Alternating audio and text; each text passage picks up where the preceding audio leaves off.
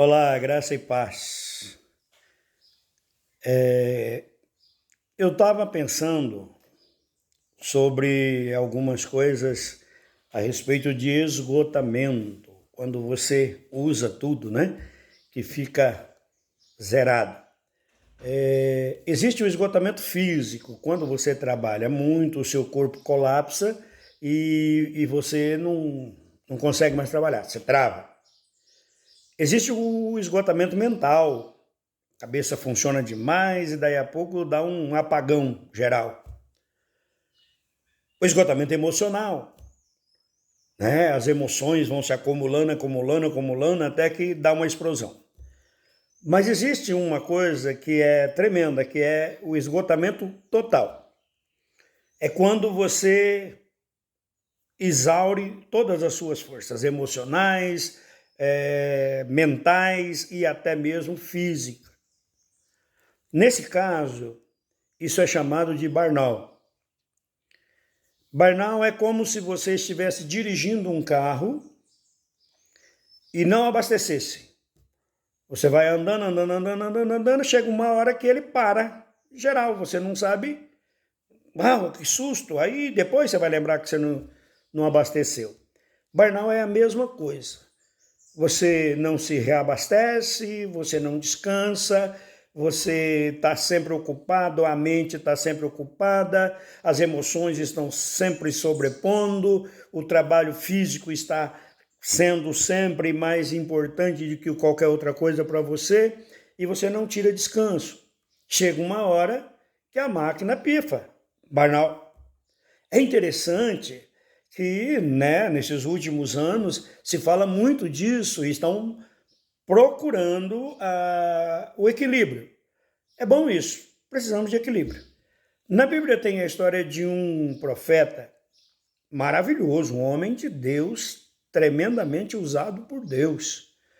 Um homem corajoso, um homem que chegou para o rei e declarou, ó, você está em pecado, essa terra está em pecado e por causa disso não chove mais e por 3 anos e meio não choveu. E nesse tempo ele fugiu do rei para não ser morto e Deus o sustentou, fazendo com que corvos levassem pão e carne para ele. Depois uma viúva o sustentou. Nesse período ele ressuscitou o filho da viúva, ele multiplicou o azeite e a farinha dessa viúva, de modo que eles não tiveram necessidade outra, porque tinham o alimento. Era um tremendo homem de Deus. E quando Deus decidiu que já estava na hora de fazer chover, porque não dava mais para suportar o sofrimento do povo, Deus vai com Elias, esse homem, e diz para Elias, ó, se apresenta para Acabe, porque eu vou fazer chover. Então Elias procura Acabe, e ele encontra um servo de Acabe. E o servo de Acabe era um homem temente a Deus. E quando o Elias diz para ele, olha, eu quero conversar com Acabe, aquele homem disse, olha, você está sendo procurado há 3 anos e meio. Já mandou por tudo quanto é canto, até nos buracos para te procurar. Agora você é um homem de Deus, você diz para mim que é para me chamar o Acabe, que você quer conversar com ele, mas e se a hora que eu for lá, Deus mandar você ir para outro canto? E aí você vai, quando Acabe chegar aqui, você não está, ele me mata. E ó, tem o seguinte, eu não posso morrer. Tem 100 profetas dentro de uma caverna lá, ó, que eu estou escondidinho sustentando eles. Então Elias descobriu ali, naquele momento, que pelo menos 101 pessoas ainda eram tementes a Deus. 101 pessoas tementes a Deus em Israel.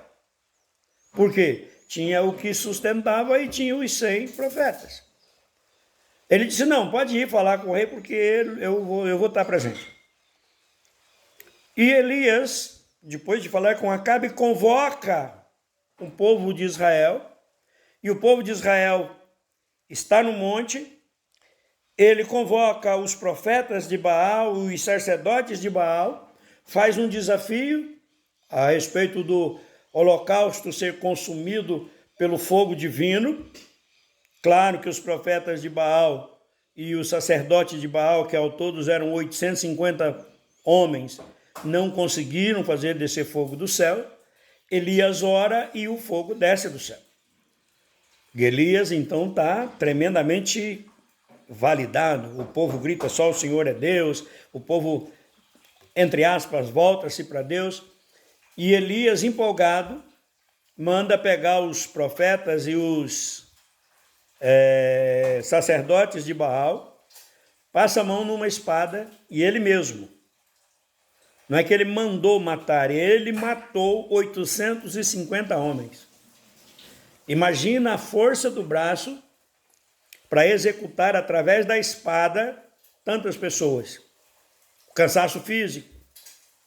Tinha a pressão psicológica que já vinha de 3 anos e meio.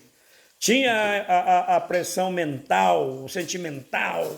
Agora o esgotamento físico. Mas ainda foi além. Ele vai orar para que chova. E quando Deus manifesta numa pequena nuvem, ele diz para Acabe, vai embora, porque vai chover.